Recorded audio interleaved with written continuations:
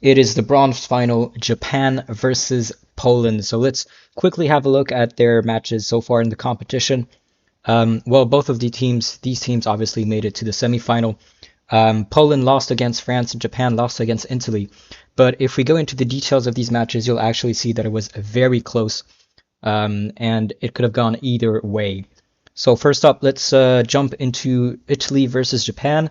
As you can see, 5-4 is actually very close. Italy banked it all in the first 6 rounds, and then Japan took it all at the end. As per usual, Japan gave the first rounds to their opponent before trying to catch up. But fortunately for them, it did not work against Italy. But again, 5-4 could have gone either way. It was very close. Going to see France versus Poland again.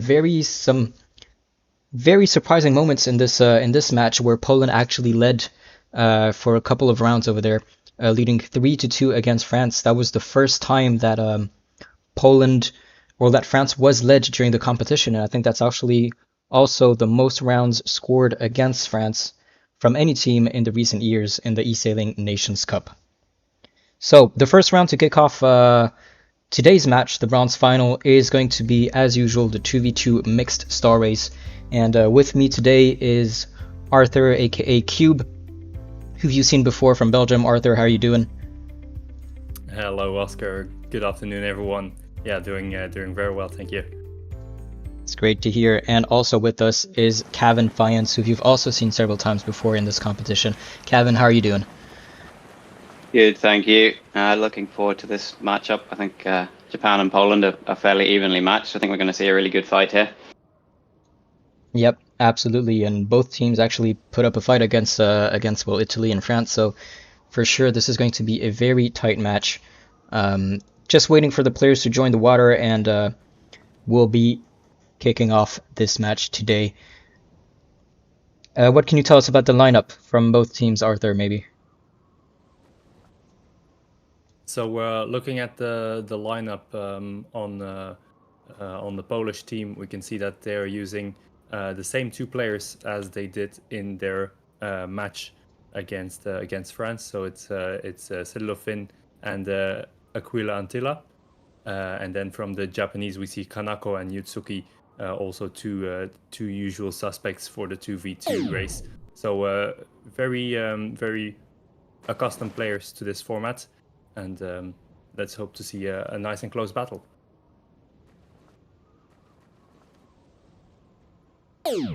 Yeah, I think we're going to see a very good fight here. You know, we've got Yutsuki and Kanako against Slidlow and Antilla.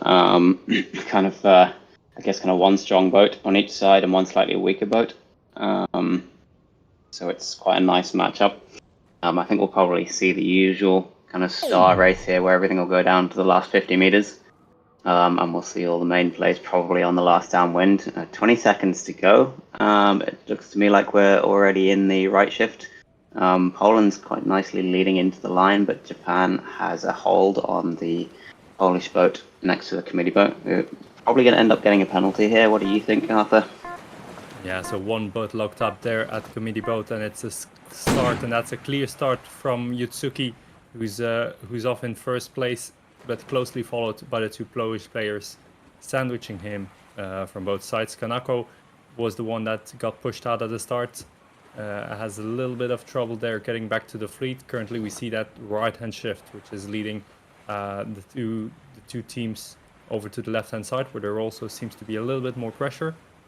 And we currently see Antilla Aquila going over to Kanako to give a little hard cover there. This is a fairly safe play from the Polish boats here, just keeping control of both Yutsuki and Kanako, and making sure they're at least slightly ahead. I mean, being the star, there's not too much wind here. It's not likely that either team will manage to create a gap upwind, at least on this first leg. So really for both teams, it's about just keeping one boat close to the other team so that they can slow down on the downwind and have the fight. Yeah, and this match is a match that both teams lost in their previous races, both with a third and fourth place. So quite significant loss there for both teams. So I'm assuming here they will really minimize the risk, know their weaker position, and take nothing for granted. I think that's really what you should do in this format, because it's, as you know, it all comes down to that last spot, and keeping your options open as long as possible is really the key to not making any early mistakes and then ruining your race from there on. So as we're approaching the first mark, it's a neck and neck race between Yutsuki and Tidlofin. They're a little bit above the ley line with a double tack, until Aquila now coming in on port. That's going to be a close call there for Kanako, who manages to get a hook just inside of Until Aquila, and that hook stays, and that leaves a gap for Kanako, who manages to sneak in front of the Polish player there. Mark trap for Yutsuki, and that's a penalty for Sidlofin. Well done there by the Italians, by the Japanese, sorry. With a this is double penalty there, a double hook on the two marks. It was nice for them to control both boats going around there, but unfortunately in the start, it's not like you can just escape downwind. We've now got everybody straight in the fight again. Looks like Polish boats are just trying to split a little here and just push on ahead, maybe aiming to keep one boat ahead for the upwind, which is always a good tactic to play, so you've got a bit of control at the front of the fleet at least, if your other boat ends up behind. Yeah, and I think with the two Japanese now following very closely, we'll come down to that bottom gate mark. If I look ahead a little bit already, I see that the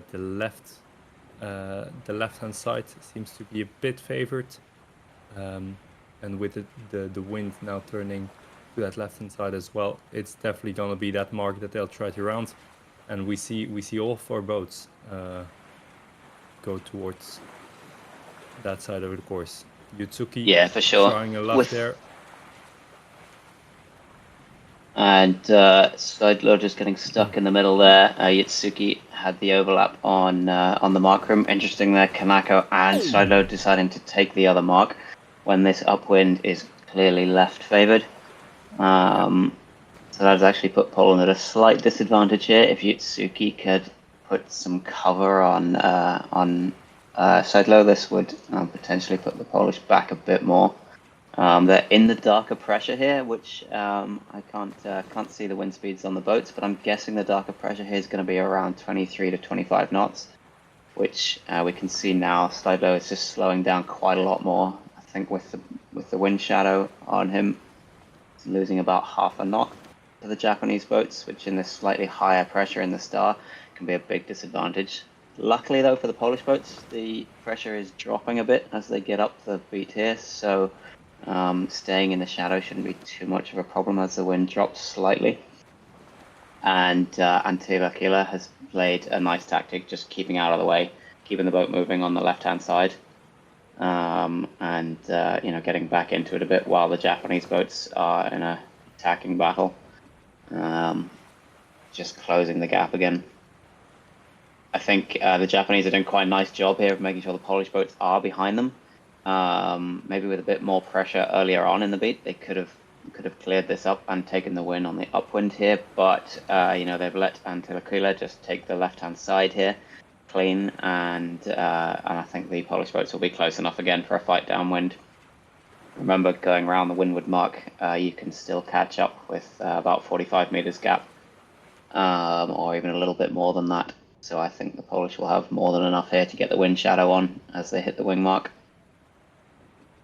Yeah, we're definitely not seeing a 45-meter gap at the moment, but a very nice upwind still from the Japanese teams with that mark move at the bottom gate from Yutsuki, taking full advantage of the fact that he had room on both Polish players. Nonetheless, I was doing it. Go ahead, Arthur. Yeah, nonetheless, still a big battle coming up here. Definitely for Kanako, who's under full cover by Until Aquila. Yeah, Sideload just going fast here to catch up a bit. It looks like they're going to try and target Kanako here. They've got quite a nice play with both Polish boats staying behind.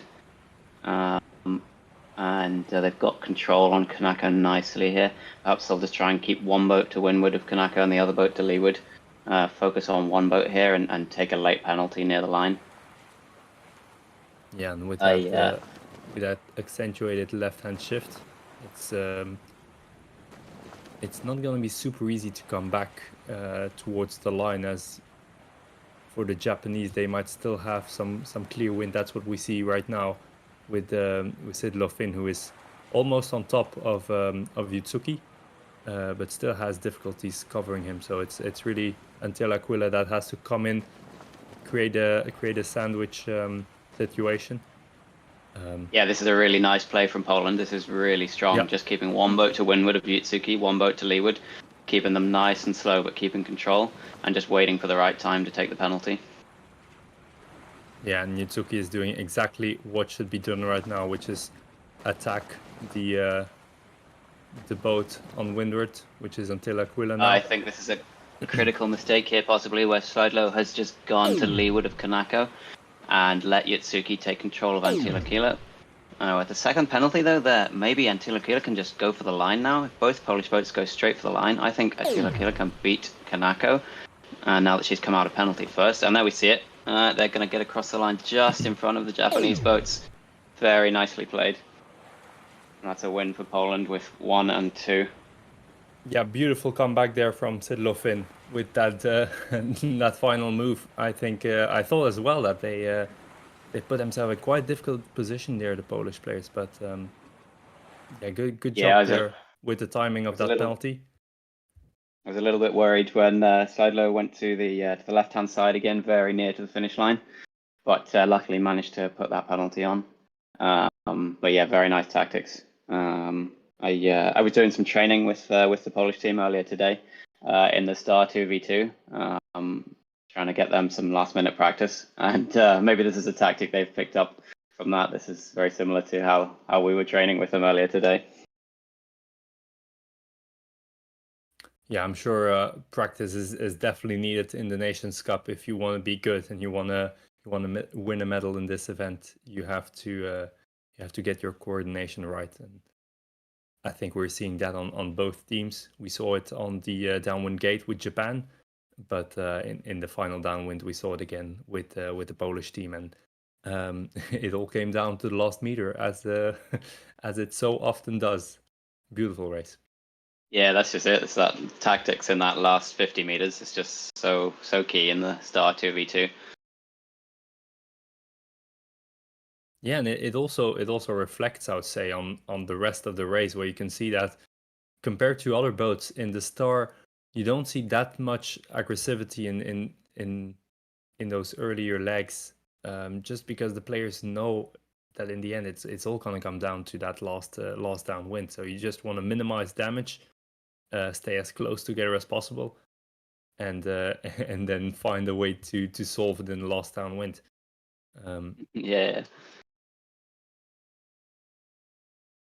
So it's something quite recognizable there, that perhaps in the faster boats and the boats where you don't go straight downwinds, you don't see it that much. For instance, the J70, that's a boat where the upwind will also become much more important compared to the downwind than in the Star.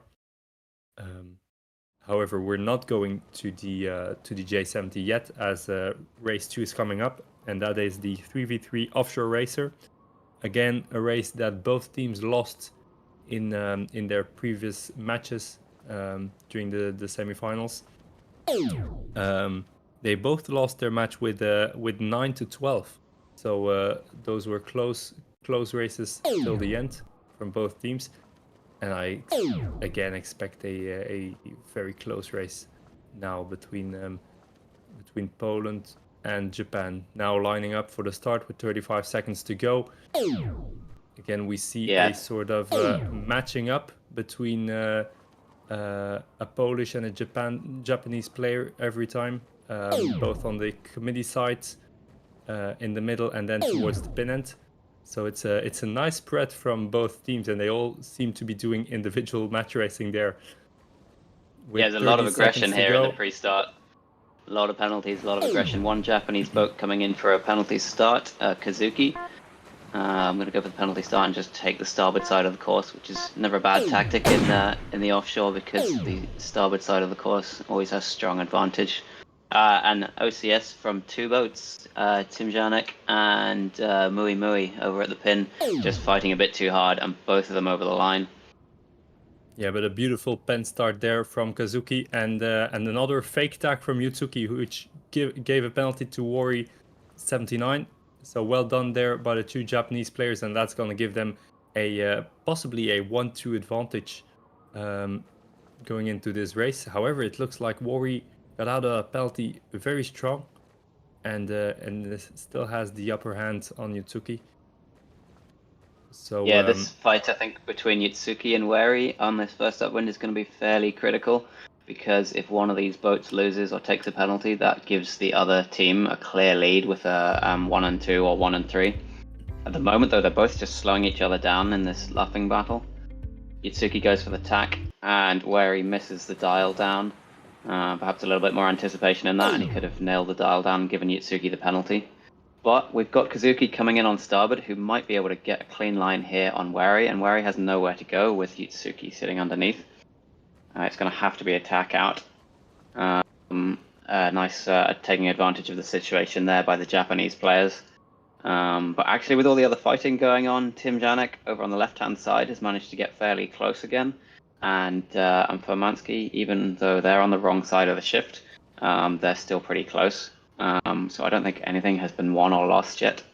Kazuki and Wari just having a little battle going into the zone here.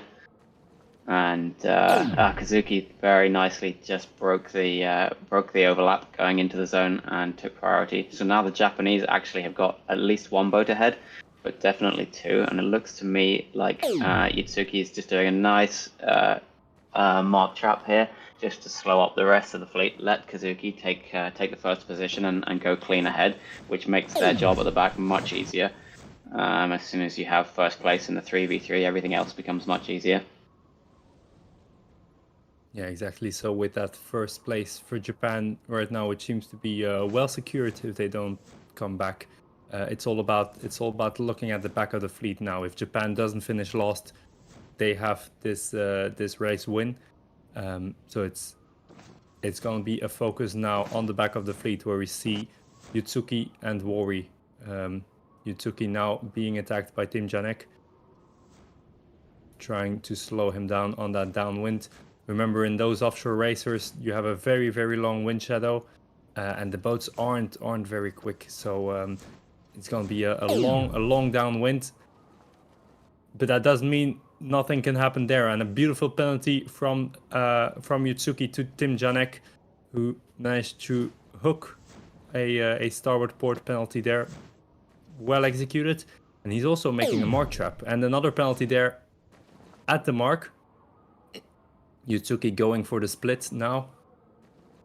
So yeah, the Japanese are really focusing on that last position, but it looks like that split did not end up well for Yutsuki, as he didn't manage to get a starboard advantage there on Tim Janek. So it's Tim Janek from Poland now in 5th position, Yutsuki in 6th, but now being covered in the far distance by Wari. So it might be up to Mui Mui in 2nd to give a little cover there. But remember as well, for the Japanese, if they have 1-2 or 1-3, that gives them the victory in this match. So it might be that the Japanese are now focusing on that 1-2 advantage that they got right now, and that the battle in the back will be just fought between Tim Janek and Yutsuki. So a little match race there between the two. But looking at that 2nd position, we're going to see a very critical downwind for the Polish, who have to perform a perfect sandwich maneuver, covering Mui and then leading another boat around the outside to give a windward-leeward penalty, as we see so often. The only chance Poland has here is to capture that second position. Wary shadowing already, although interestingly, perhaps a tactical mistake here. Wary is not putting the shadow on Mui Mui yet and is waiting for the jibe. With the offshore, you really need to get the shadow on immediately. As soon as you come around that wing mark, there's just so little distance here to slow the boats down. And that could have been a costly mistake, which is going to give Japan the first and second.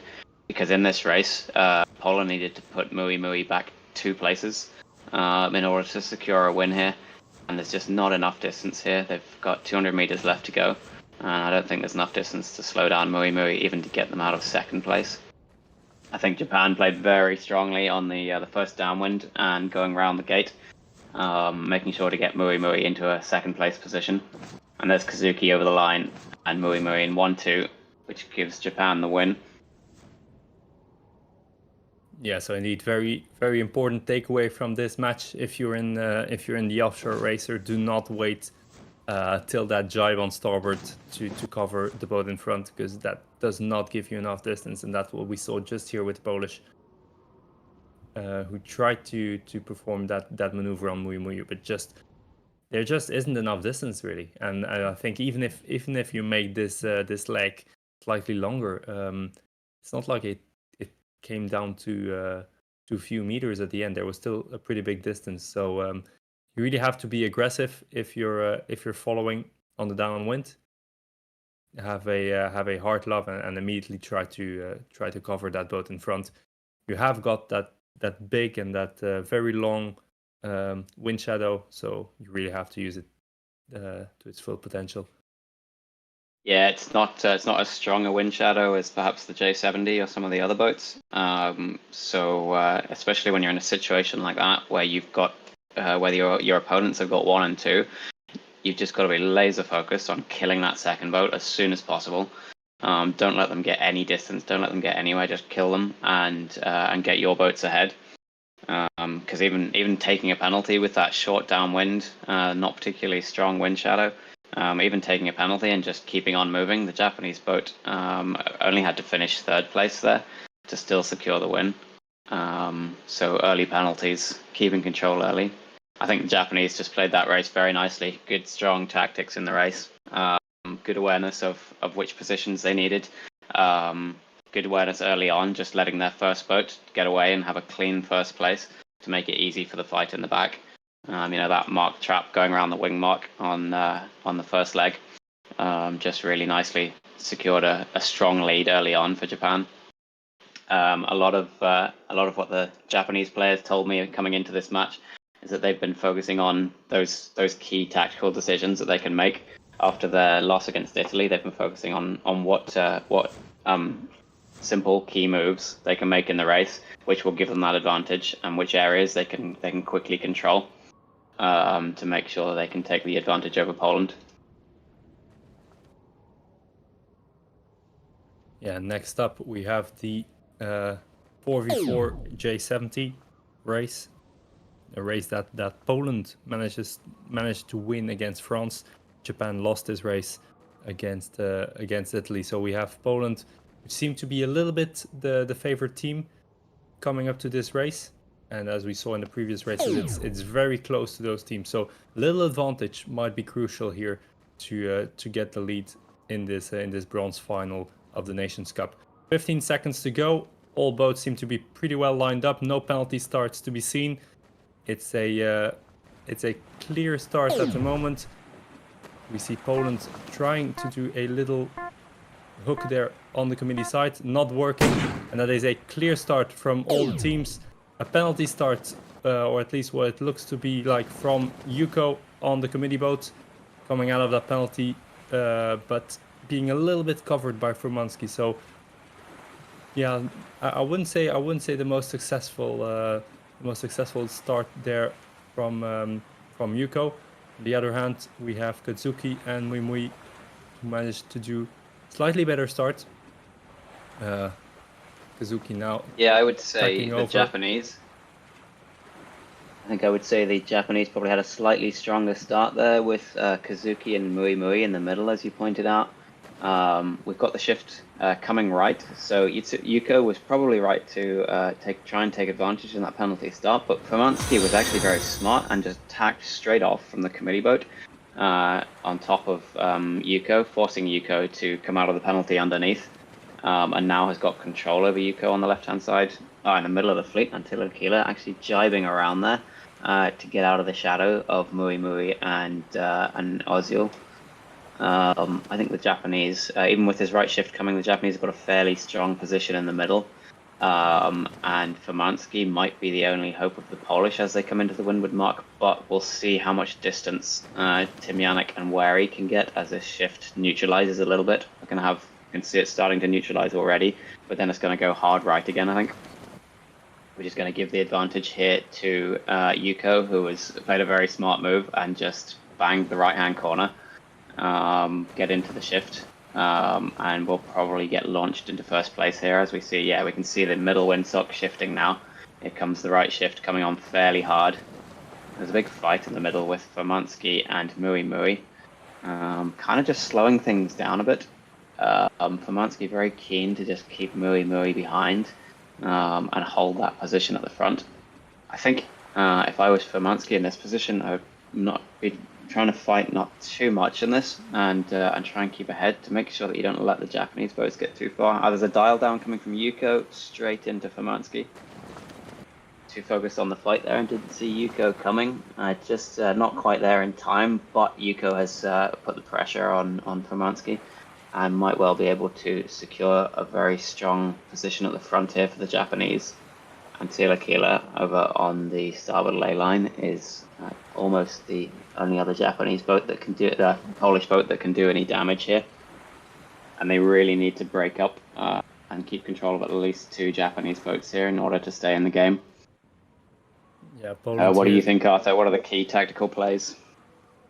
Yeah, I think Poland here was trying to do a more centralized play there, keeping it safe, and by doing that they let Yuko escape. But overall they managed to keep the pack very concentrated, and it looks like right now that is going to give them a chance to stay with those front runners. We saw a penalty there from Furmansky given by Kazuki, so Japan with a 1-2. Which is a small advantage there, but still very close. The three Polish players behind them, and then Wary closing off from the back there. So I think here it looks like Poland focused a little bit less on those first places, but just focused on keeping control overall on the entire fleet. And by doing that, they entered this downwind slightly disadvantaged, but with a very closed up group of boats. So that's giving them lots of opportunities now to get some of their players fast and in a straight line to the bottom gate. That's what we see Antilla Aquila doing now. And in the front, we still have Furmansky attacking the 2 Japanese, probably trying to hook Yuko or to at least slow them down as much as possible, because you don't want to let those 2 boats escape. And as we're coming down to this bottom gate, again, it looks like it's the left-hand mark that's going to be a little bit favorite. Furmansky didn't manage to get a hold on Yuko and is now being pushed over by Kazuki.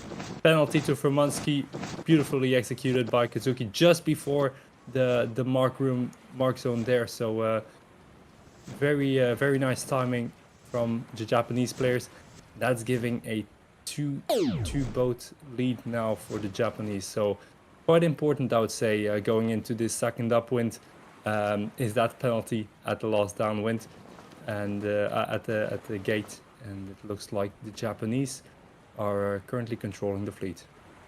Yeah, so it's a very nice boat and mark zone awareness from the Japanese coming around the leeward gate.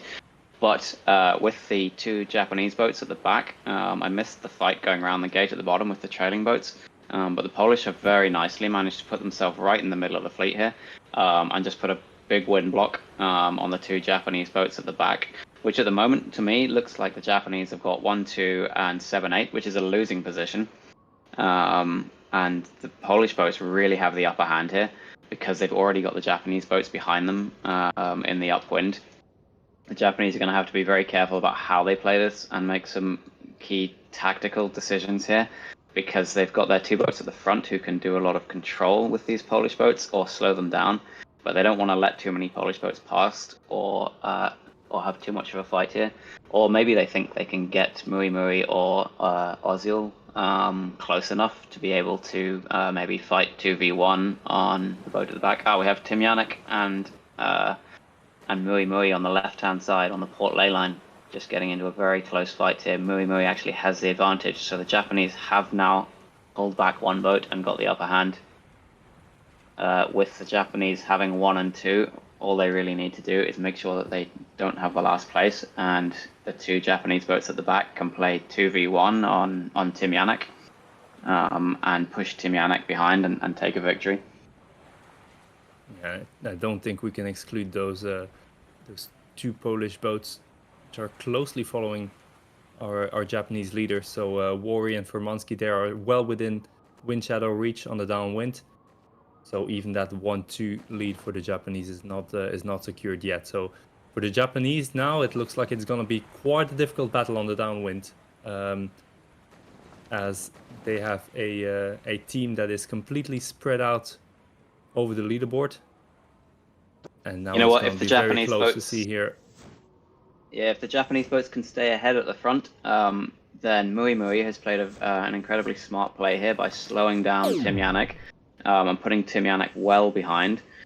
Because if they're confident that Yuko and Katsuki can take 1 and 2, then they've put Timjanek so far behind that the other Polish boats can't really come back and help too much at this stage.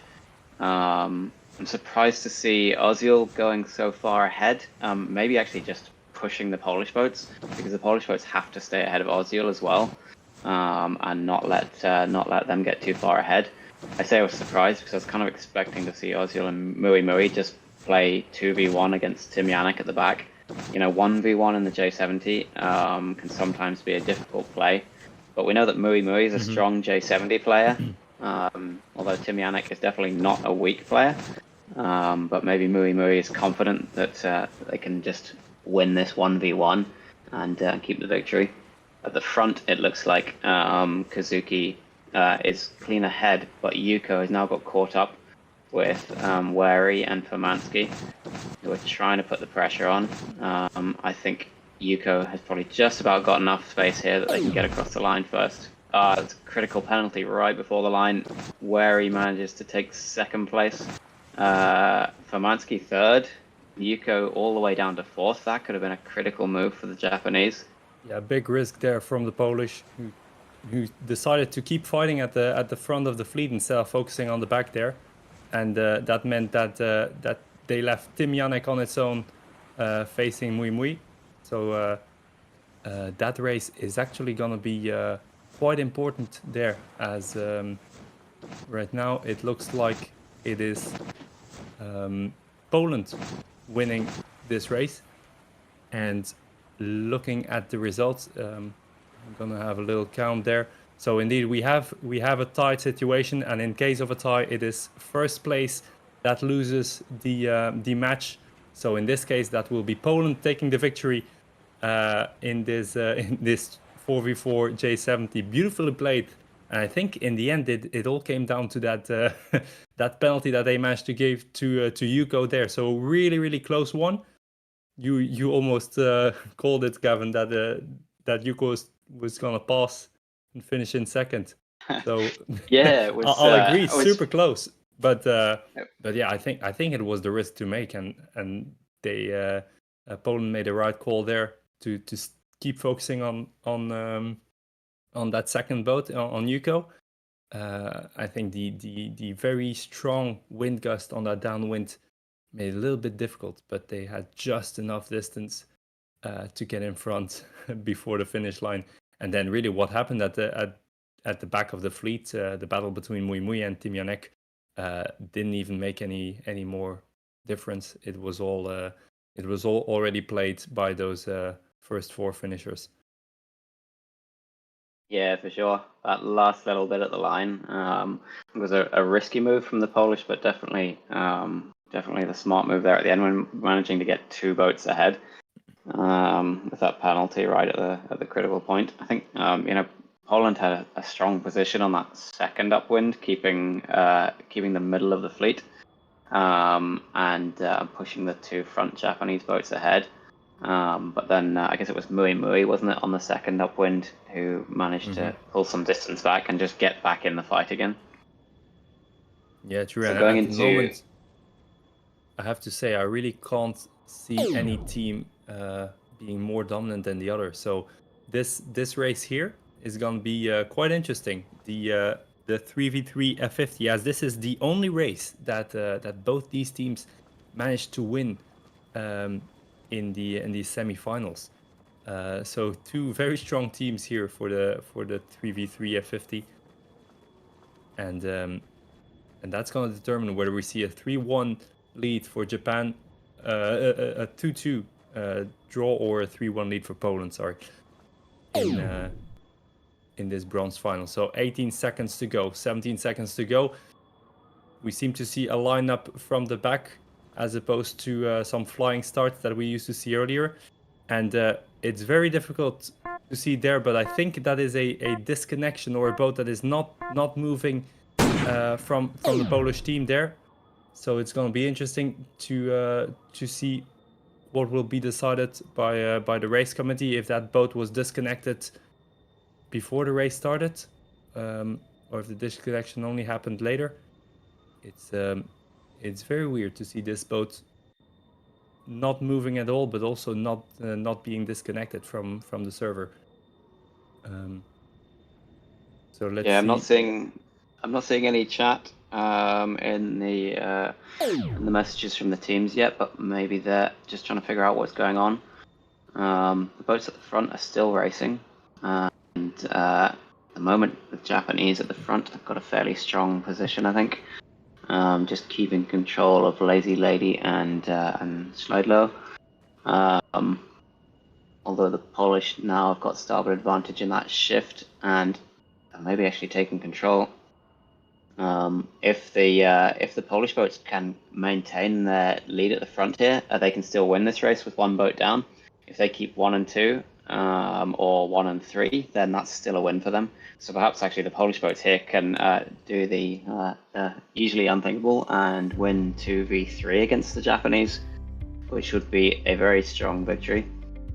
There seems to be a lot of weight on the shoulders of Seidlow Finn on this upwind. Indeed, yeah, he wants to just be very careful of FC Rich coming in on the starboard side. But I think he's got enough of a gap there that FC Rich isn't going to be able to get close enough for a penalty. This is a play where they've got to play very smart and just make sure they just play simple, fast moves to keep in front of the Japanese boats. Do simple cover, nothing too aggressive, and just keep moving fast ahead of them.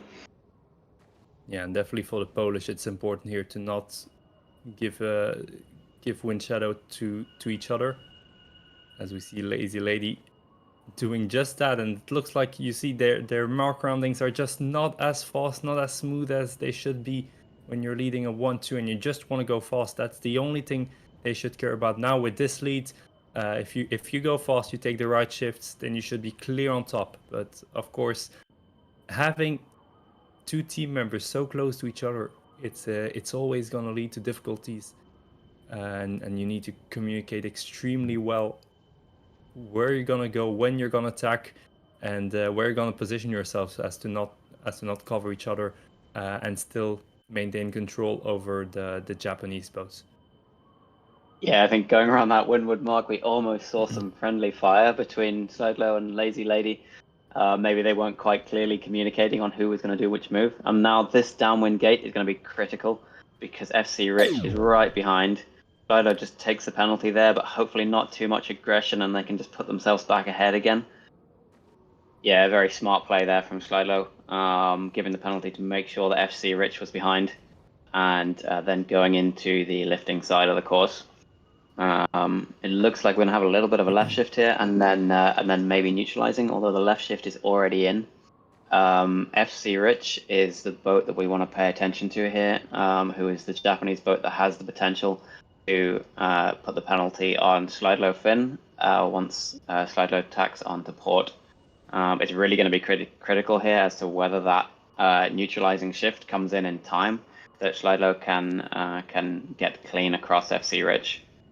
Although already taking the tack on top of Kazuki, it looks to me like he's got enough to get clear. Yep, FC Rich has to avoid Kazuki, and Slide-Low there has got the advantage. And now we're now seeing another right shift coming in, which is just going to clean it up for the Polish. The Japanese can't get enough leverage anywhere here yet, and they're not quite close enough. If the Polish can get a clean rounding around the windward mark without attacking each other, then that should be a clean win. Just a penalty on Kazuki. That was I held my breath for a second there because it looked like Slide-Low had just gone a little bit too far and too slow, and was right on the edge of taking the penalty themselves. And look at the radar there with that right shift incoming. If that shift would have come a little bit earlier, it would have been a perfect situation for FC Rich, but it didn't, and that meant that he couldn't attack Silo Fin, and that Poland maintained that 1-2. So that shift came just a little bit too late. Of course, nothing to do about that for the sailors.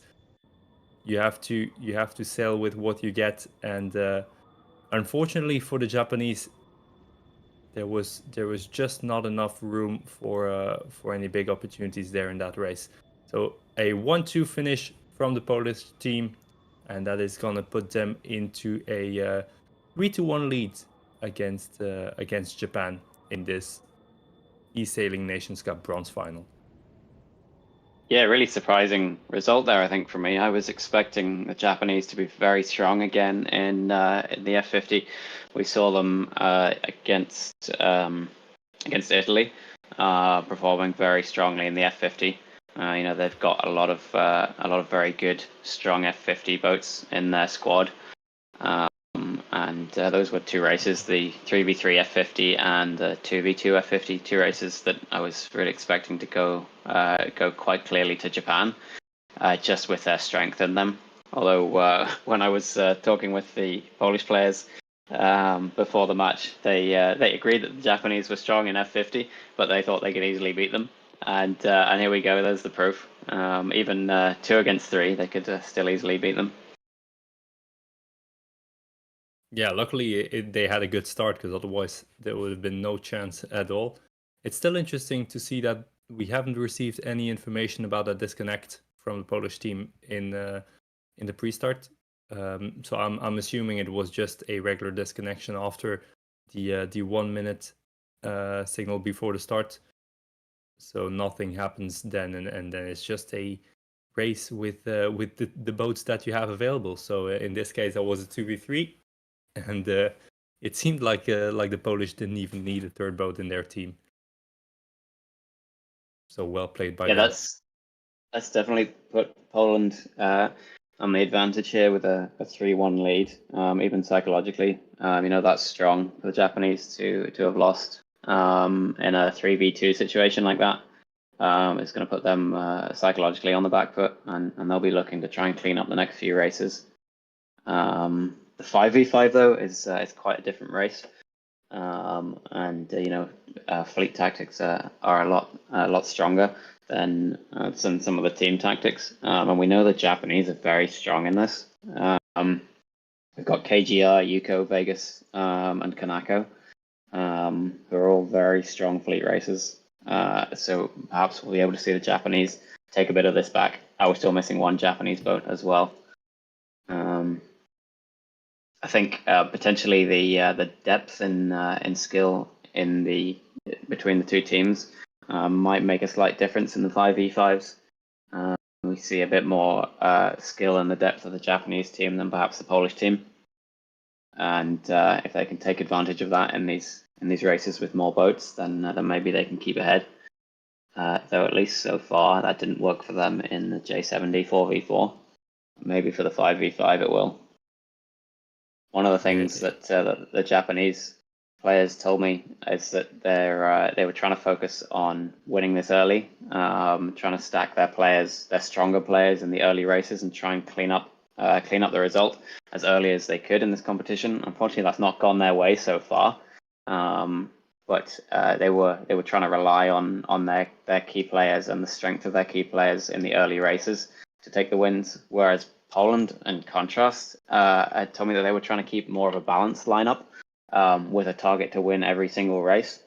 Which going into an event like this is sometimes wishful thinking, but rather than focusing on key strengths. But actually, Poland has done this very well so far. And if they've got a balanced lineup throughout the rest of these races, compared to Japanese, who have maybe loaded all of their key players and their strong players in the early races, the Japanese might have a bit of a weakness going into the last 5 races. What are your thoughts on that, Arthur? Yeah, I agree with you there that it's a risky move to have balanced teams in every race.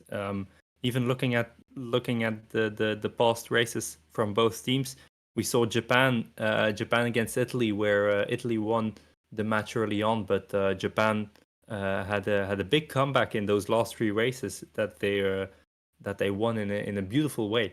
While on Polish side, we see more that they managed to win race 3, 4, 5. So it's more sort of in the middle of the racing, and also we're gonna say about Japan and Poland. If we look at their individual strength in terms of the team as a whole, Japan might have a little bit of the upper hand in the 5v5. Yet Poland managed to win this race against France, which, if we're talking about individual performance, France is an almighty team, as we all know. So it's interesting to see, as you know, we can make those predictions, but in the end, there's still so much that is unknown before the start of this race, and it also makes it so difficult to make any calls.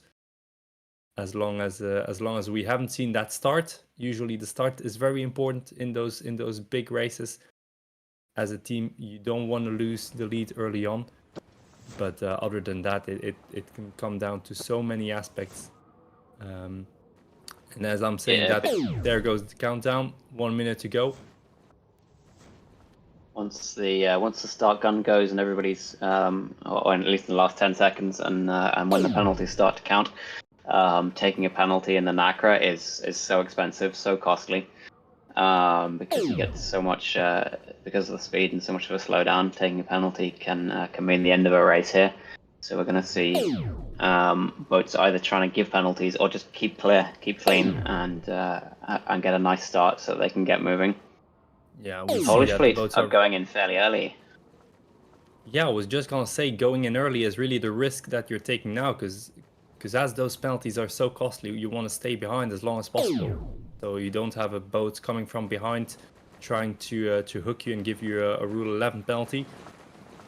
A very slow approach now, with a lot of Polish players there bunched up at the committee boat, and that is gonna be a false start from Kanako, penalty start from Yuko over on the committee boat, not getting out of her penalty, so of his penalty, sorry. So a bit of a loss there from Yuko. On the other hand, those 3 Polish boats, we have Mieszko, Morawski, Romanski, and Wori in a solid position there in the middle of the fleet, while we see the two Japanese moving over on to the left.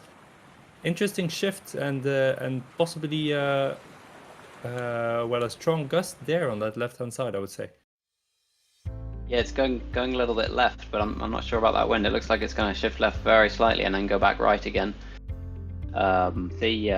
The Polish, though, very strong off the start, and got some key positions. We have got Japan 985 and KGR, who have managed to put themselves in the middle with the left shift that came back, which is good awareness of where the weather was going on the water. A dial down there from Mansky on Vegas, but just missed. It surprises me how the Japanese gave up that position that they had, that very strong position on the left hand side. They came up rather early, I would say, and maybe a little bit too early, as we see Wori now, who waited a little bit longer, into first place. That's going to be a close call with Japan 985. And Warrior decides to duck, so playing it safe here in the early stages. 985 tried a bit of a dial down, but didn't go too far on it, and has now secured first place around that windward mark, with Wary trailing in second, but 2 Polish boats just catching up, but then 3 Polish boats at the back of the fleet, which is going to be difficult. Although KGR has just given a penalty, Fomansky has just given a penalty to KGR, and put some of the Japanese boats back. I think we'll see Japan 985 at the front just keep pushing forwards and hold on to that strong position at the front while the others fight in the middle. I think this second upwind is going to be fairly crucial for the Japanese with 2 boats at the very back. Let's do some quick maths and see what the combinations currently look like. it's Poland indeed in the lead of this race. I think for the Japanese it's important to get those 2 people in the back more into the race. We have some options there, but still the distance to 7th and 8th place is already growing a little bit, and the Japanese really didn't make a big dent there in that change. So a split again on the downwind gate. And I must say it's a split with 2 gates where we saw quite an advantage for that left hand side. So maybe a split wasn't the best decision there for the Japanese. Yeah, Wary taking a penalty in the middle from Yuko, and getting into the fight here. If they can keep the Japanese boats at the front fighting a bit, the Polish are in a very strong position here. 2, 3, holding 2 and 3 is strong for them because their next boat then only needs to come up to 5th place, and that gives them a strong hold in order to keep a win away from the back of the fleet. But Vegas is actually doing a fairly good job of not getting involved in the fight too much in the middle, and just keeping in that gap. So the Polish have probably got 2 and 3 here, but it's not certain. Wary could possibly do some tactical damage here by dialing down Vegas, or at least trying to slow Vegas down a bit.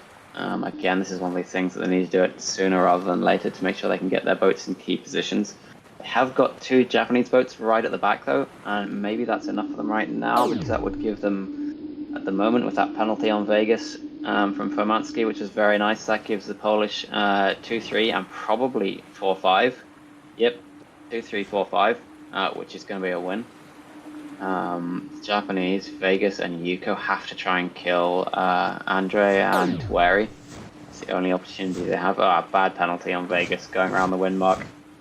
Just tried to dive in there but didn't have priority on Wary. The wind shadow in the Nacra is not particularly great, you know. Once you're a few boat lengths ahead, it's fairly easy to keep that lead. And I think we'll see Poland run away with this in 2, 3, 4, 5, and it's probably not going to matter what happens at the back. Yuko, Vegas,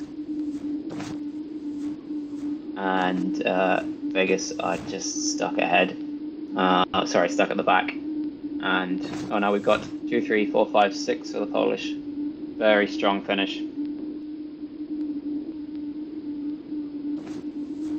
And somebody in the chat there asking how scoring works. Yes, so basically the team that gets the least points wins. And same way you do counting for fleet races. 1 point, 2 point, 3 points for the positions. Add them all up, and whoever has the least points at the end wins. There's some key areas where you get things like if the points are equal, then the team that has first place loses. Or in the 2v2, for example, is a good example of that. Whoever comes in last place in the 2v2 is the team that loses. Thoughts on that finish there, Arthur? That was very strong from Poland. Cleaning that up on the upwind, giving a couple of penalties to the Japanese, and just running away with it. Yeah, true. Beautiful team coordination there. Just a big block of Polish players all running through, and that penalty on Vegas at the top wind mark really didn't help there. So maybe the Polish tactic here in general, where they really focus on keeping that fleet rather close throughout the racing. They don't focus that much on getting first place or on attacking certain players. Definitely not in the start, not in that first upwind. It looks like they're more focused on making sure the entire pack stays close together, that they have a fairly strong position, that they control the fleet, and even if they're not controlling, that they're very close behind. And I mean, in the beginning, we saw that was the case. Japan had the upper hand with 2 boats in the lead, but Poland was still very close behind, and that gave them the advantage to then in the second upwind and in that downwind to just give the final push and win the race. So it shows that having a strong formation and keeping your options open is really the tactic that they're playing here. And at the moment, it seems to work out just fine. So well done by the Polish team. And this result also fully corresponds to what they did in previous match, where Poland won against France, like I said earlier. So they seem to be having their 5v5 tactics quite on point. Good job there by the Polish. And that's match point now for the Polish team. If they can get one more win, then that secures them third place in the tournament. The Japanese are really going to want to win a few more back here if they can take the win. Donnie in the chat there, match point already. I was chatting to a few of the other strong team race players and other players in the community before this, asking who the favorite was, and everybody said the favorite was Japan.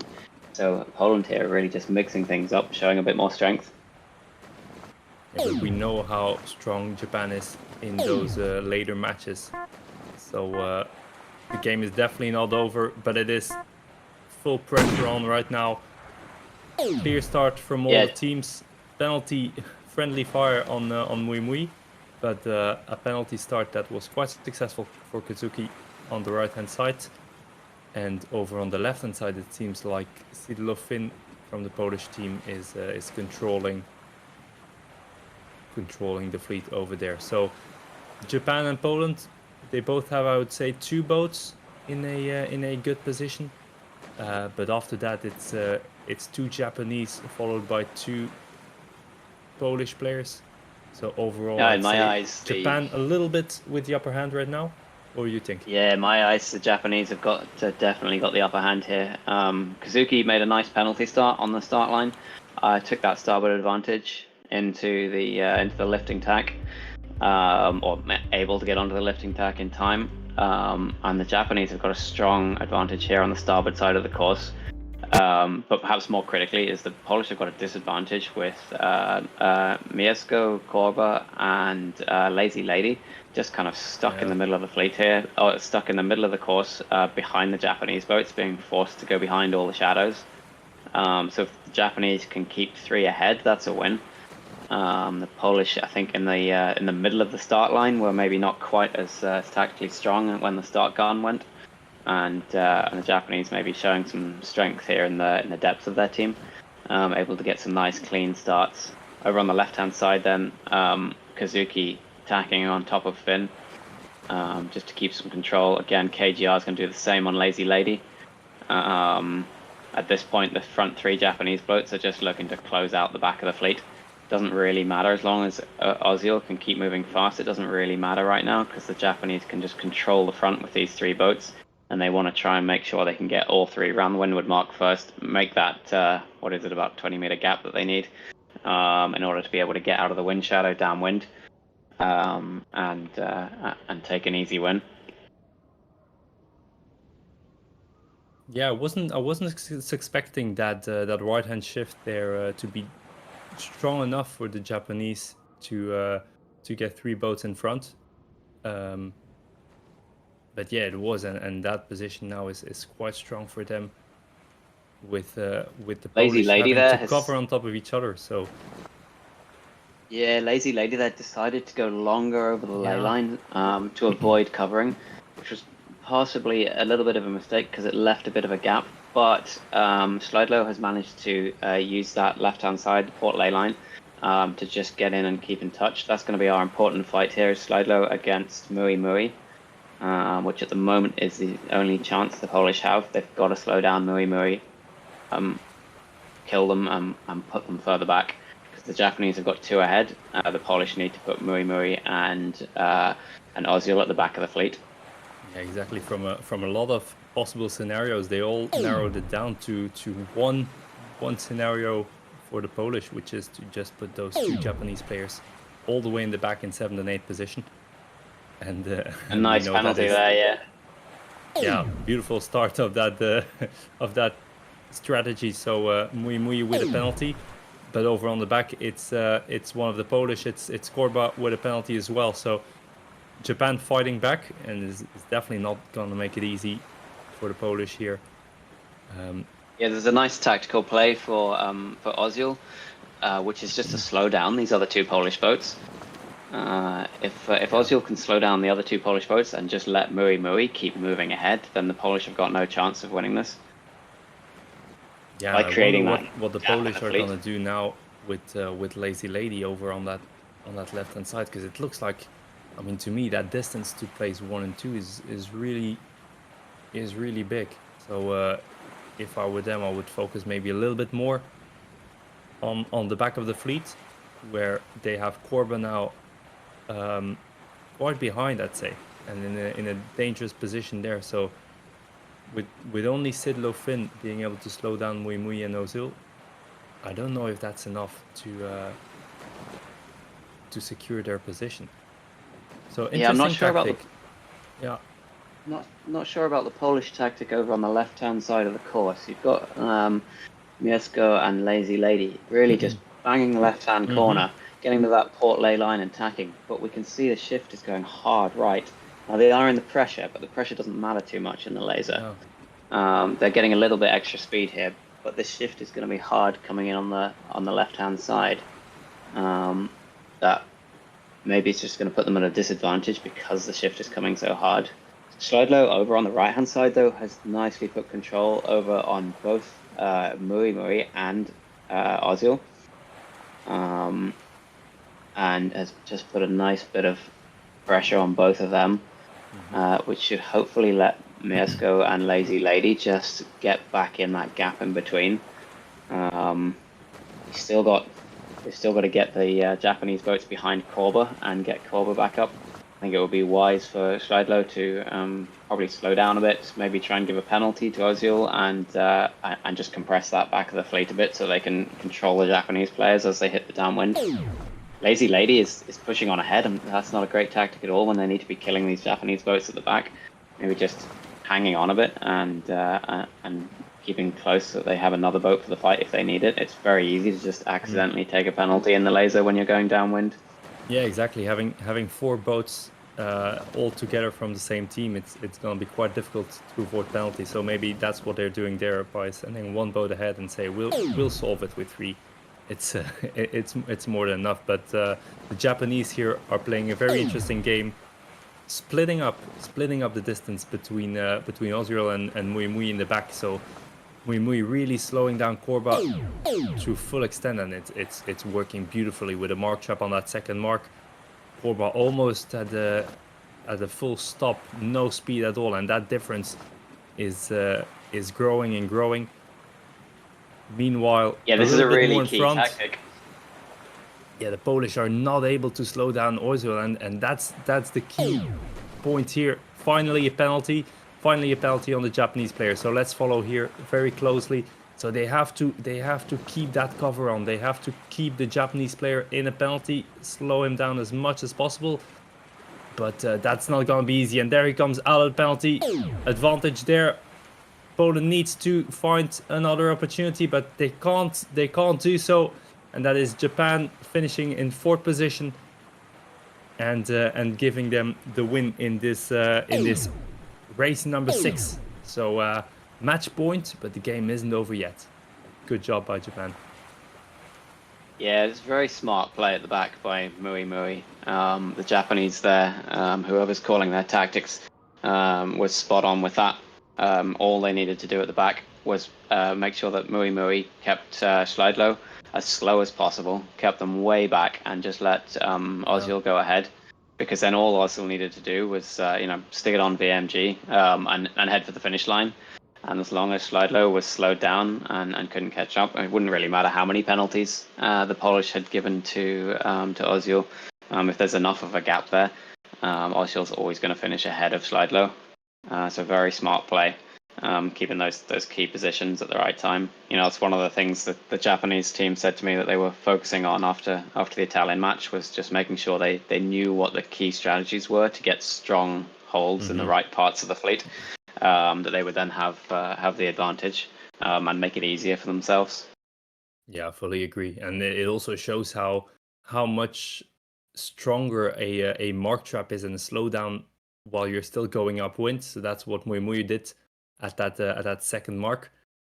It's just so much stronger than doing anything on the downwind, because even in a penalty, if you're going downwind, you're still going pretty fast. So you can stay on top of another boat, but you're not slowing them down that much. While in a mark trap, it's just meters and meters that you're giving away, and I think that's what really created that distance between Korba and Mui Mui and then the rest of the fleet more in front. So good job there by the Japanese, and an important tactic for the rest of the spectators maybe to note down and and try to remember in your next team race, as that's definitely an important one. Know when you need to slow down the opponent and when you just need to go fast. Yeah, so that brings Japan up to 2-4, which is getting them back a few points. They're going to want to see another win, though, in this 3v3. They've already got a strong squad in this 3v3, though. They've got Yuko, FC Rich, and Mui Mui, which is a strong lineup for the Japanese, against Bermansky, Wary, and we'll see who the other Polish boat is, as we're just waiting for them to join on the water. I think there's a slight delay because the female player, I think, is having trouble joining the race. Yeah, I'm having a little look here at the lineup. So for Poland, it's Wary, Vermansky, and Aquila Antilla indeed. So the female player from the Polish team. And as we're waiting for her, let's have a little talk about this race. I think the 3v3 J70. How much can we compare it to that 4v4 that we saw earlier, where I think it was a really close race, but Poland managed to win just by attacking the front. How much is this race going to be different to the previous one? Yeah, it's an interesting question. The Japanese have got a strong lineup here. And in the 3v3 first place, and having another boat near the front is so strong. I think we might see the Japanese trying to go for a fairly similar play here tactically, trying to just get one boat ahead, get it launched, and then try and clean up the rest at the back. I think with the Japanese being on the back foot here, it's match point for Poland. We might see the Japanese playing it a little bit cautiously on the start line, just to make sure they get a clean start. In the 3v3, if you lose two boats on the start line, it's just about race over. So we'll see what way they decide to tactically play it. But I think we're going to see them playing for those key positions at the front, trying to get the Polish boats behind quickly and early on the first upwind. In the 3v3, it's important to try and make tactical decisions straight off the start line, and try and put your opponents on the back foot as you go up the first beat before you get to the windward mark. Especially because once you go over the start line, all the boats are very close there. It can sometimes be easier to give penalties or to push boats into tactical positions as soon as you get over the start line, rather than perhaps waiting until later on, when there's either more leverage from boats being in different positions up on the upwind legs, or having to fight in the downwind. And we're into the race now. 45 seconds to go.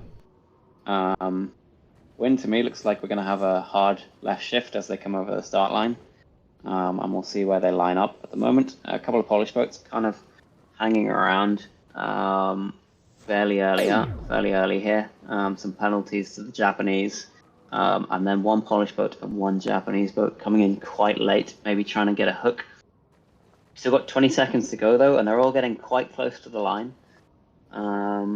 The Polish, as they did earlier on in one of the races, they've just fairly nicely blocked out the middle of the start line. One Japanese boat, Yuko, going for the penalty start. Probably not too bad an idea. And it looks like they've blocked out one of the other Polish boats at the back for Mansky. Yeah, this is a strong start from the Japanese. Yuko comes out of the penalty. Probably see Yuko now tack over onto starboard fairly soon, but has control of Furmansky. And on the left-hand side, FC Rich and Mui Mui have got control of Antilakila and Wary. Although Wary took a clean start near the pen end of the line, with the shift already in, Mui Mui has got control immediately. And it looks to me like Yuko probably in a strong position here with the left shift on and staying for a while. It looks like Yuko is probably in a strong position to take first place. Interesting to see what the Japanese decide to do here. If they're going to try and push Furmansky back a little bit to secure the front, or whether they're just going to go fast, pick up this left shift that's coming in, and just soft cover all of these boats.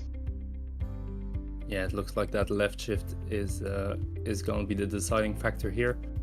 Japan tacking over now with two boats, Yuko and FC Rich, while we see Mui Mui going a bit further to cover Wari. So they're really going boat on boat approach on all the players, and by splitting up this much on the Japanese team, you really give no room for the Polish to take the advantage of one specific shift. So that three boat advantage, having that at the top mark, is going to put you in a beautiful position to perform a mark trap, send your two boats away in front, and then close off the rest at the back.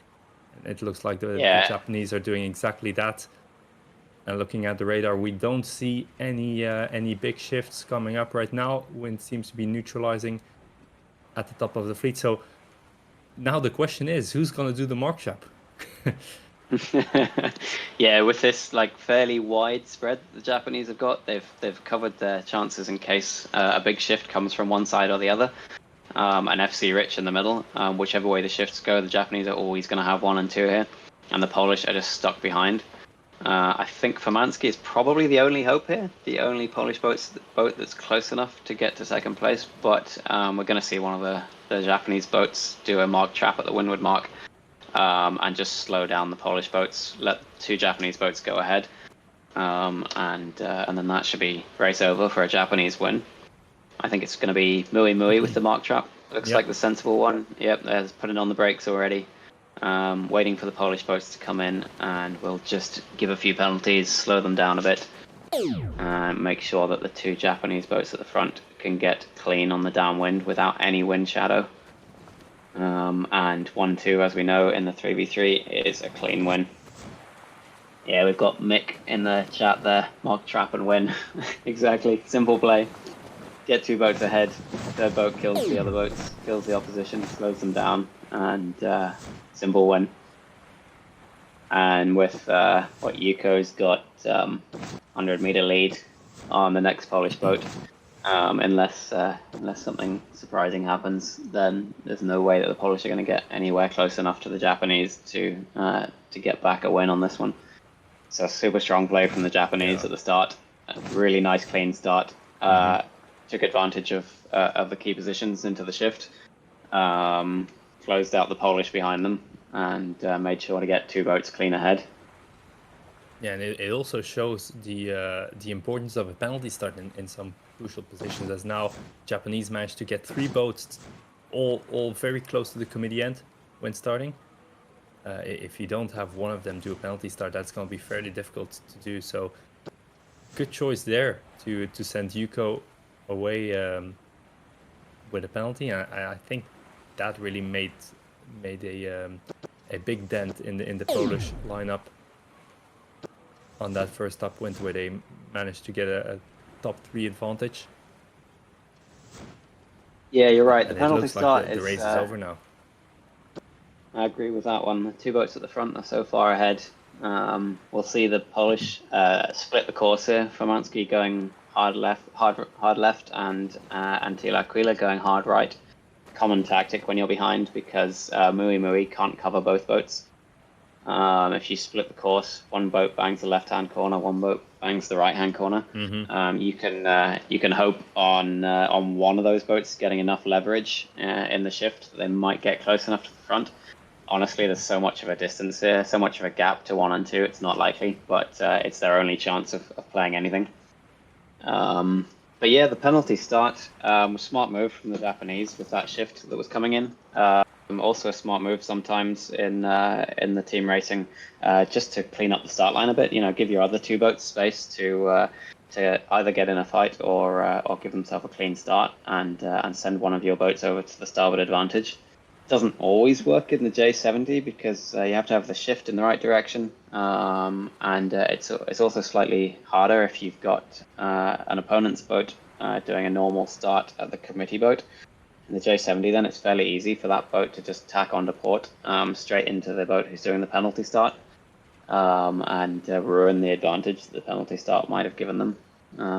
But yeah, smart move by the Japanese. I wonder if the Japanese had planned that before and planned for their other two boats to take the strong positions near the committee boat anyway, to make sure that the penalty starter couldn't get killed.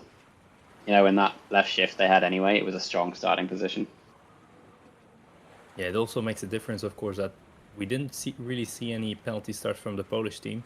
So if you have two teams doing the penalty start at the same time, of course, that's going to make it a bit difficult because both boats are going to be in a penalty, mostly overlapped, and then it's just a matter of guessing who's going to be the first one out of a penalty. So you don't have that situation here, and it looks like the Japanese sort of went from that fact to then say, okay, we're gonna go for that penalty start, and then the only thing they have to prevent really is like you explained, that one Polish boat that then has to tack on port on top of the pen starter.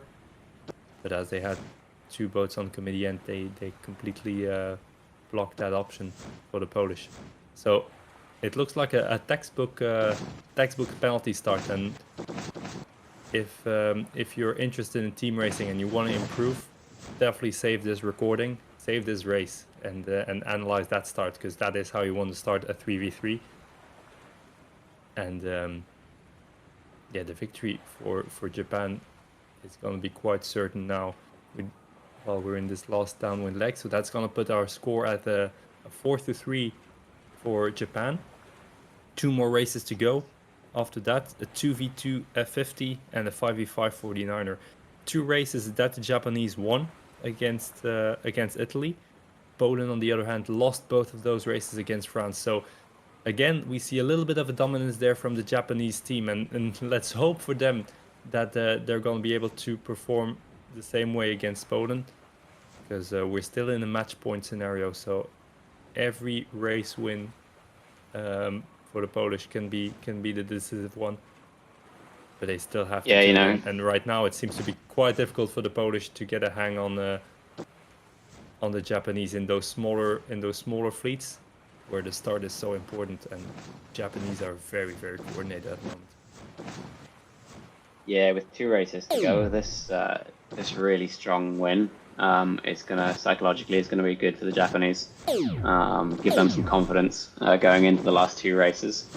I think going into this competition, I said the F50. My money was on the Japanese, so I think the Japanese will probably have a strong lineup for this F50 race, which might help put them ahead again and even up the points. But they're going to have to be playing fairly safe since it's already match point for Poland. And then the 5v5 at the end. We'll see which way that one goes. It could go down to the last race. And for the Japanese, they'll definitely be hoping it goes down to the last race. Yeah, but what you mentioned there is quite important as well. I mean, Japan won their last 3 races against Italy because they already lost the match. So for them, it didn't really matter. They could take a little bit more risks, and then those risks eventually paid out. But of course, now you can't take those risks. There's only one loss and your match is over. So maybe the fact that we have a match point situation right now is gonna cause a little bit more caution on the Japanese side, and it might be exactly that can cost you the win in a boat like the F50, such a fast boat where, for instance, the start, it comes down to such small details that if you don't take the risk and you don't go for it, your race might be over already. So still everything to play for, and I wouldn't really say that we know the winner of this match already. Yeah, we've got a strong lineup here from the Japanese. KGR and FC Rich, both very strong F50 players. With the Polish playing Lazy Lady and Slidlow, which is probably the strongest player and one of their slightly weaker players. The Japanese did tell me that there was 2 key players in the Polish fleet that they were scared of, and one of them was Slidlow. It's obviously a very strong Polish player. Strong team racer, has been playing a lot in doing a lot of practice, playing a lot in the team race server, and the Japanese called him out as being strongest player on the Polish side. So we'll see what Slidlow can do here in the F50.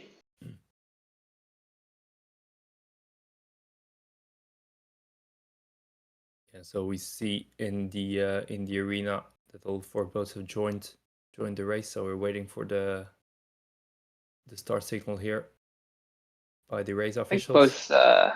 Both FC Rich and KGR have previously performed very strongly in eSail GP.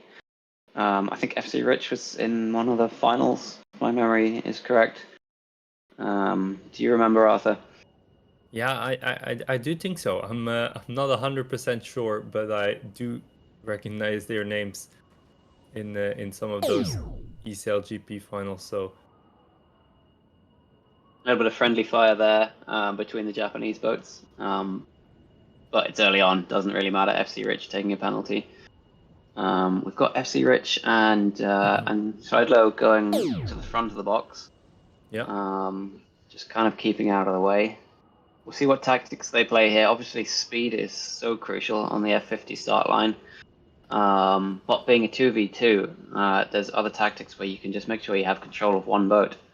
And have a 1v1 fight somewhere, give one of the boats a penalty, and get your boats moving, and just forget about the other opponent's boat. It looks to me like Slidlow is getting stuck in the fight here and already given the penalty to FC Rich. 10 seconds to go. That's a key penalty. FC Rich is going to be behind. Is not going to get through the start line. But KGR was early to the line. Ooh. And Slidlow as well. Was OCS. Yeah, and that's a beautiful situation for FC Rich, just sneaking in front of the 2 Polish boats. Very weird start, I would say, from the Polish team. They had a perfect build-up there, but threw it away with that OCS. And FC Rich. It was unfortunate. FC Rich now leading his team together with KGR. They're both in a very strong position, and that mark trap at the first mark. Doing a mark trap in the F50, I mean, I'm sure you know, it's such a difficult maneuver. So what the Japanese managed to do there is a really beautiful example of boat handling skills. Now I see FC Rich closing up again. That's gonna be an easy cross there for the Japanese. So a 1-2, if they maintain that position, they're gonna drag this match all the way to the last race. Yeah, that's a very surprising start there. I think as they were going over the start line, I was about to call it as a nice controlled start from the Polish, with a good route to controlling the race and winning. But with those boats just getting too early to the start line, and Slidlow just mistiming his run and taking an OCS penalty there. We're going to see completely the opposite of the early F50 race here, where the Japanese can just do a easy control at the front, keep things moving fast, and keep the 2 Polish boats behind. And especially in the 2v2, it's even harder in the 2v2 to get anywhere, to get ahead of the 2 boats. because Schleidlow is the only one that's close enough, and it's just going to be looking to find that little bit of leverage here and there, that little bit of speed. Hope that the Japanese boats mess each other up a bit, as they try and race cleanly together, to get a few meters back and find a penalty somewhere. Yeah, they're really close right now, the two Japanese players, and that left-hand shift that they got is pushing them a little bit more in front of the Polish. So, other than Silo Finn, there isn't really any hope to come back into this race. And for the Japanese, I mean, we see that they're making a little bit more distance now between. They're keeping some distance between the two. They might do a split at the bottom gate to just avoid any friendly fire or any slowdowns to their teammates. Yeah, and it looks like the beat is going to be fairly. It's going to be really big. Yeah. Yeah, that's it.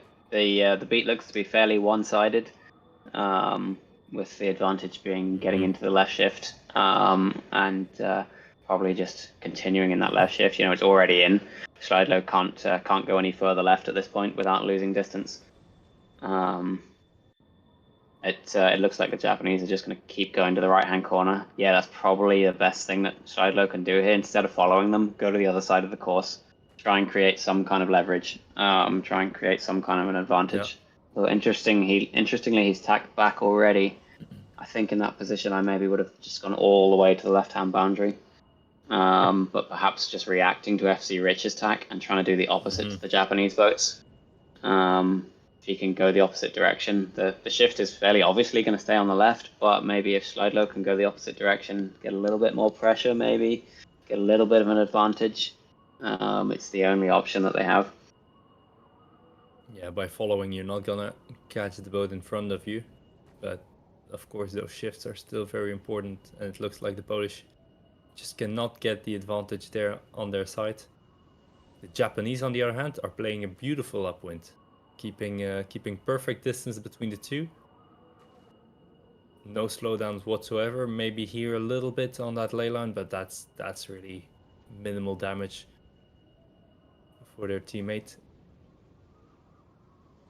Yeah, so the pressure is going to be on in the last race. We're going to have full pressure for both teams. I think it's going to be a match of skill, but also a match of which team can stay cool and play good tactics under pressure. Yeah, true, and it's a 49er, so fast boat, very very aggressive play style if you want to. Definitely in the early stages of the race where all the boats are still very closely packed together. You can see a lot of penalties usually, and I think those penalties early on in the race are going to be important for the team that wants to get the upper hand in that 5v5. So a victory for Japan, a 1-2 in race number 8 in the F50. That is gonna put the score before the last race on a 4-4. It's a match race for both teams. It's gonna be a winner takes all in this 9th and final race. A 5v5 in the 49er. Japan, who won this race with a 20-35 against Italy earlier on in the semi-final. Quite a big difference, I'd say. So it definitely shows their performance as a team that is very strong. On the other hand, we did see a 5v5 win for Poland earlier on in the NACRA 17, where Poland won with 20-35 against Japan. So I think it's gonna be all to play for here. Yeah, I think the teams are probably having a quick chat going into this, making sure they're all clear on what their tactics are, how they're gonna play on the start line, and I think key tactics at the start here is just making sure these boats get clean starts, and making sure the boats know where they're going to play on the start line.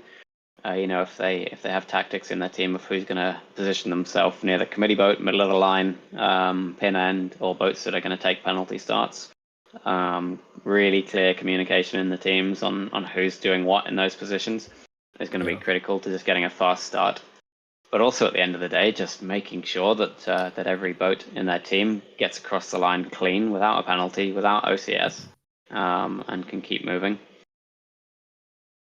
Yeah, and I'm looking at the chat. I see as well a message from Pimpy saying that it's very difficult to see any team racing in these conditions with fast boats, and that is true. I mean, communication with your team is getting so difficult when you're with 5 players all racing together, and we're much more likely to see actions from one boat to the other rather than coordinated team racing.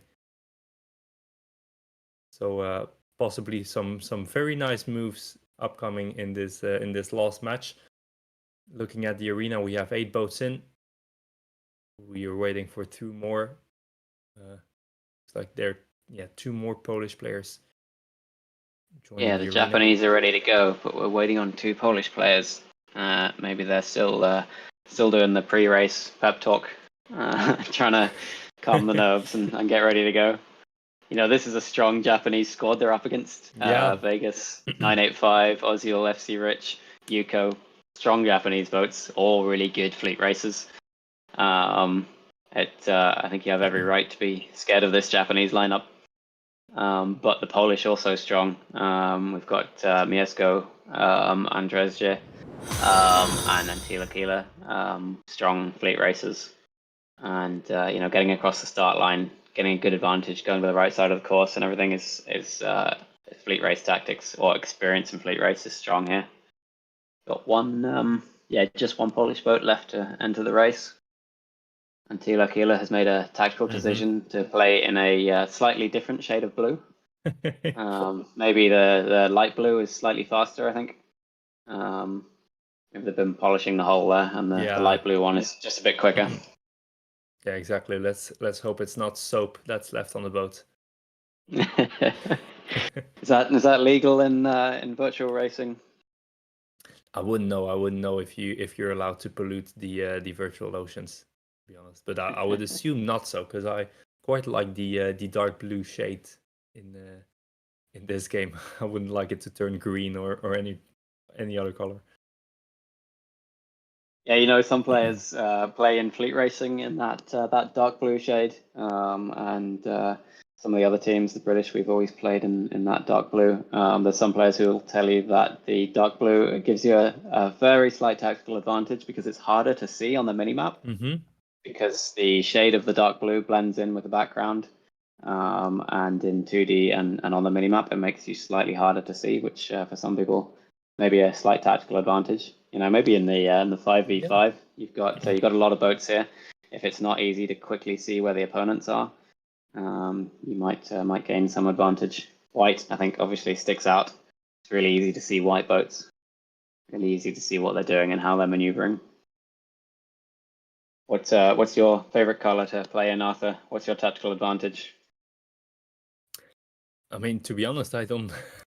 For me, it all doesn't really matter that much, because I do see the benefits of, for instance, a dark blue color. But then on the other hand, if you want to sort of trick a team or drag players onto one side of the course, it's also going to be more difficult because you're less noticeable. So teams might miss that you're going extreme and not even follow you.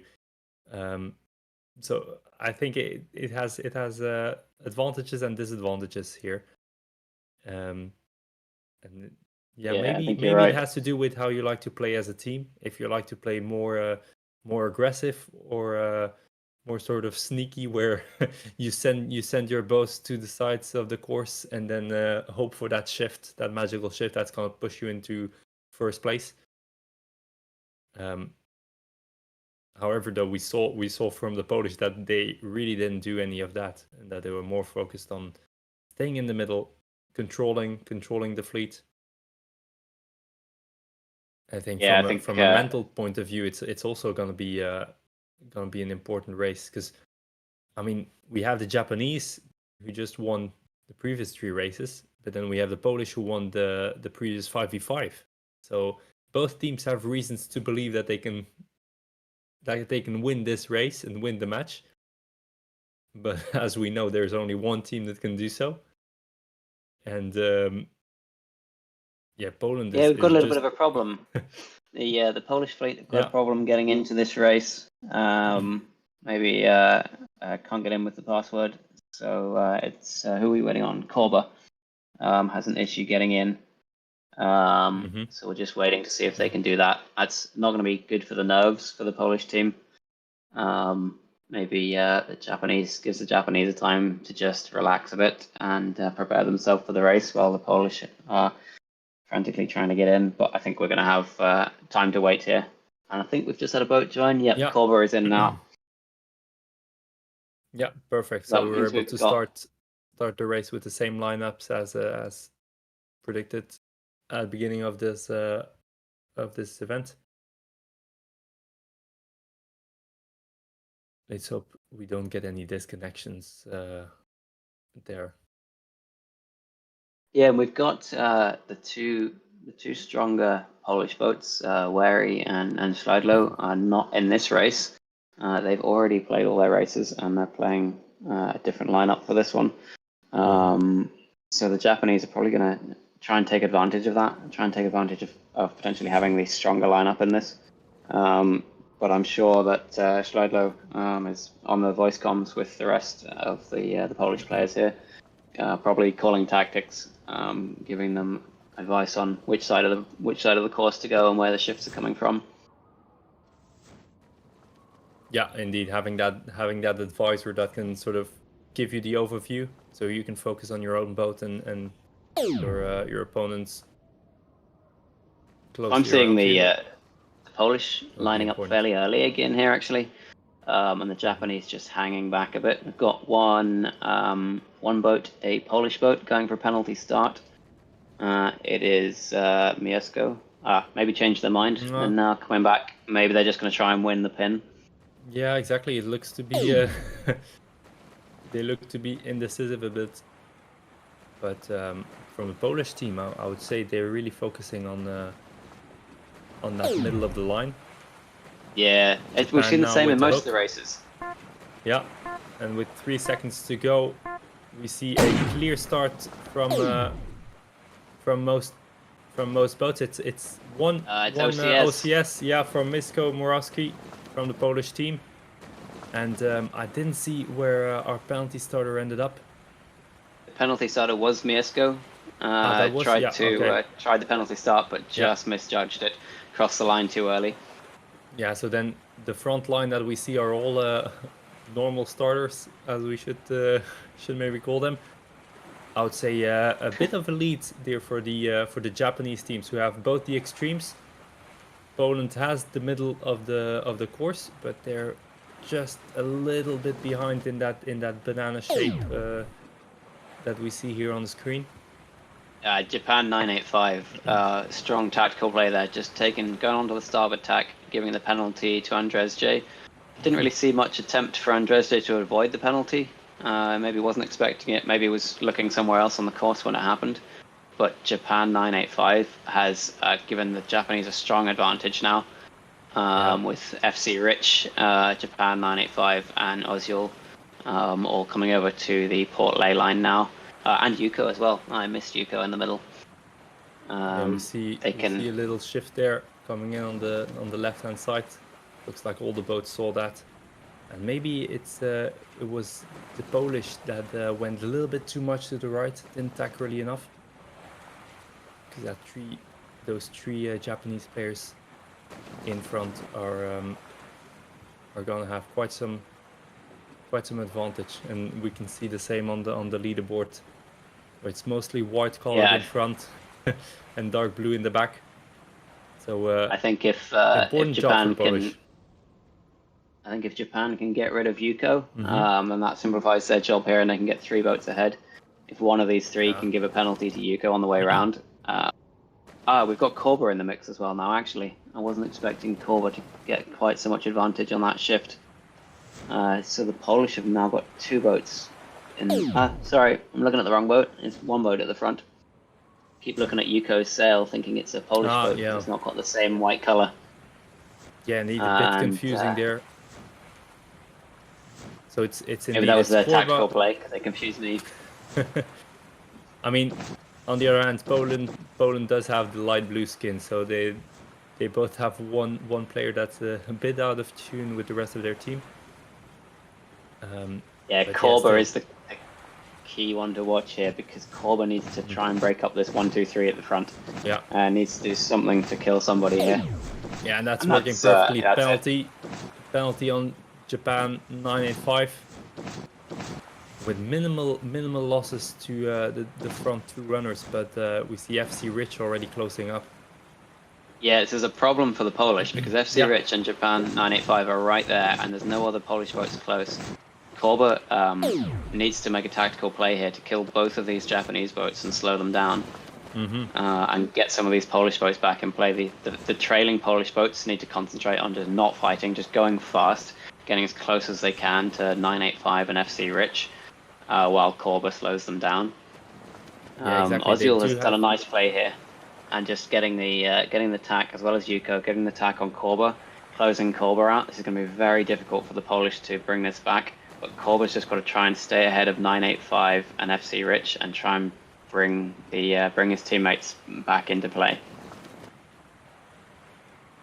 Yeah, a lot of pressure on Korba now, and also not that many opportunities in terms of shifts.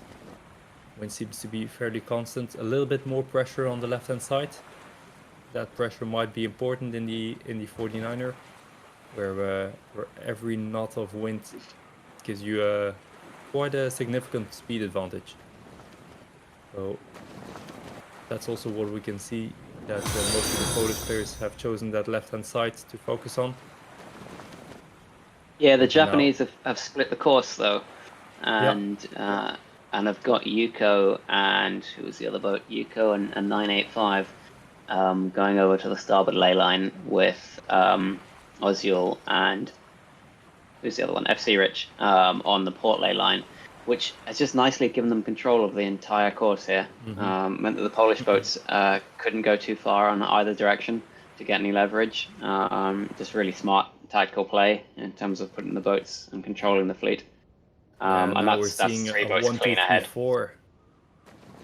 Yeah, 4 boats clear ahead, and a 1-2-3 is already enough to secure the win, and that's why we see a penalty, a mark trap there from FC Rich on Korba.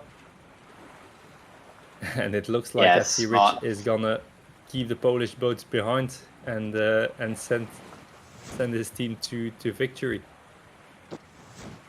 So let's see now. Second mark trap. There he goes. Penalty. 2 penalties given to the Polish players. What a slowdown there from FC Rich. 3 penalties. Third. All the way up. Can he get the 4th penalty? And it's only Antila Aquila who manages to stay clear of any penalty. But what a slowdown. And look at those 3 boats in front. They're just sailing away into the distance. Beautiful maneuver there from FC Rich at that mark. Yeah, 3 penalties. Did it perfectly. Yeah. And now they're just cruising on to the finish line. It doesn't matter anymore. They have top 3. They have got the upper hand, and it looks like that's going to be enough to secure the win for Japan. What a maneuver there from FC Rich.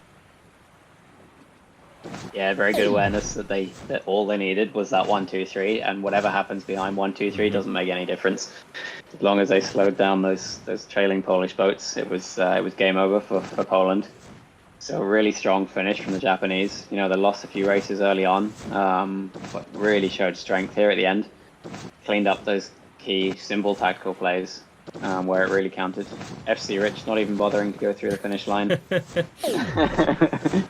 So confident in that 1-2-3. Yeah, probably looking away already.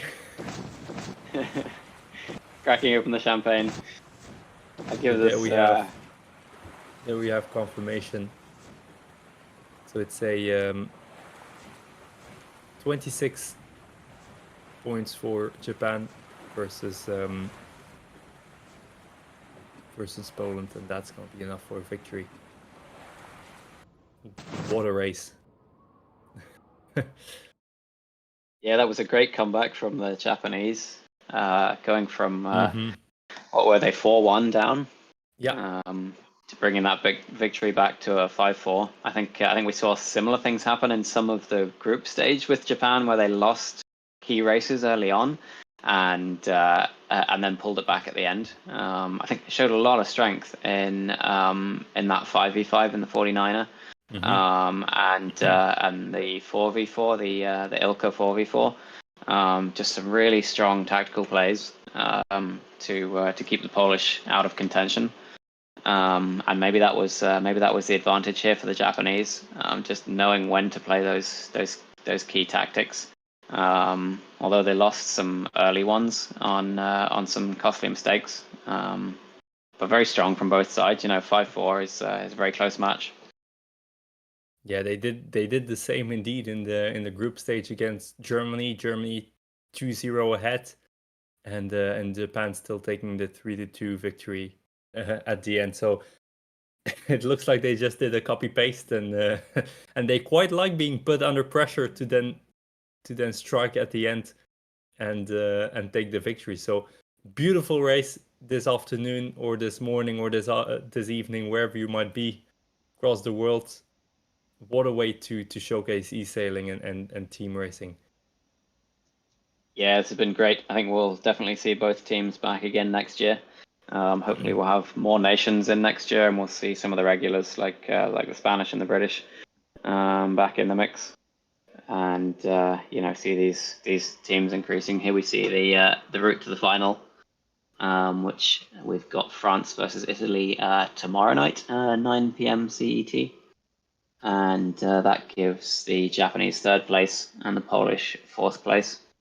And I think we're going to see a strong fight between France and Italy. France obviously being the favourites going into this, but the Italians have shown strength early on, and the French, only barely beating the Polish in the last match. It was a very close match where the Polish nearly took that final away from them. Looking forward to that one too. Yeah, I mean, looking at what we got today in the bronze final, that grand final tomorrow can only promise a lot of good racing. So if you're watching us tonight or this afternoon, thank you very much, and we really hope to see you again tomorrow. This was Arthur, aka Cube, from Belgium, with Kevin in the commentator box, and Oscar behind the camera. Thank you very much, Oscar, as well. And Yep, see thank you all you. tomorrow. Thank you very much, both of you, for commentating this beautiful match. Japan, as you said, just doing the comeback. I'd just like to add one last precision. You do have the Youth Sailing World Championship as a tribute on Virtual Regatta at the moment, so you can participate in that challenge and be one of the lucky winners of getting some Musto merch. So definitely go check that out. And as Arthur said during the stream, if you're interested in team racing as well, as you can see, it's pretty fun, and it's a whole different technique that you have to learn compared to fleet racing. You can also join the TRL and get to team race with other players and kind of learn how team racing works in eSailing. Thank you for both of you. We're now going to end the stream and see you tomorrow at 9 p.m. for France versus Italy for the grand final. Will France do it 3 times in a row, or will Italy take the crown?